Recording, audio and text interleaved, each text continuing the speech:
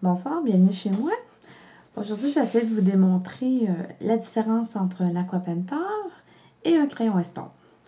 Pour commencer, l'aquapentor est un crayon avec un réservoir qu'on revient remplir d'eau avec une pointe pinceau. La quantité d'eau dépend de la pression qu'on vient mettre sur le réservoir. L'aquapentor vient en paquet de 2 avec une pointe plus fine puis une pointe plus large. Ensuite, le crayon estompe, lui, vient avec 2 pointes identiques à chaque bout. Quand vous l'achetez, les pointes sont blanches et non tachées comme les miennes, mais à la longue, c'est pas grave, l'efficacité est là quand même. Ceci, c'est un crayon qui est déjà plein à l'achat, que vous n'avez pas besoin de remplir et que vous ne pouvez pas remplir. Et c'est ça, il vient en paquet de 3, ceci. Pour vous montrer un peu la différence entre les deux, l'aquapentor, vous allez voir, on peut même venir voir en pesant, on peut même aller chercher jusqu'à une petite goutte d'eau ou un trait un peu plus fin, dépendant de ce qu'on a besoin, dépendant de la pression vraiment qu'on vient mettre dessus. Tandis que le crayon estompe, lui, c'est un flot continu, dépendant aussi de la pression qu'on vient appuyer la pointe, c'est plus large, moins large, comme un crayon feutre en fait. Mais il n'y aura pas de grosses gouttes d'eau comme l'aquapentor. Je vais vous montrer sur un papier aquarelle. Je suis venue étamper à l'aide d'encre Stazone qui est indélébile, parce qu'on vient mettre de l'eau, fait qu'on ne veut pas non plus que notre couleur s'estompe au complet, hein? Même le noir.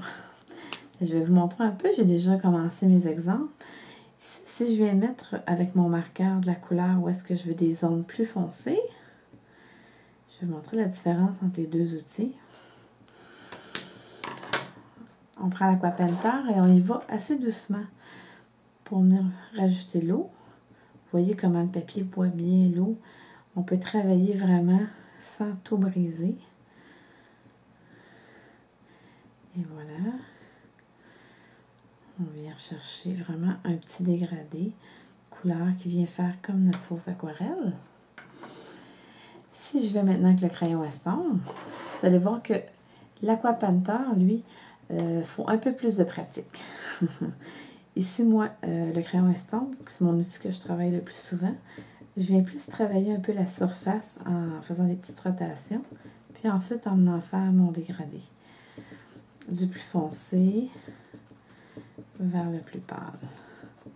On peut venir rechercher un petit peu de couleur. On pourrait même venir en rajouter avec le marqueur pour vraiment arriver au résultat qu'on aimerait avoir. Vous voyez les deux résultats ici, c'est sûr qu'un petit peu plus d'eau, on va laisser reposer un peu. Et vous voyez que les deux outils font deux beaux rendus, mais on est vraiment sur le papier aquarelle. Je vais vous montrer, j'en ai préparé sur du papier murmure blanc. On voit vraiment ici que le rendu n'est pas aussi beau. Ici, c'est avec l'aquapentor, tandis qu'ici, avec le crayon estompe. Vous voyez, même le papier veut s'effriter ici, là. On n'a pas le beau rendu qu'on a sur le papier aquarelle. C'est vraiment un investissement qui vaut le coup. Moi, je crois que tant qu'à essayer de faire la fausse aquarelle, il faut bien la réussir, il faut avoir les bons outils.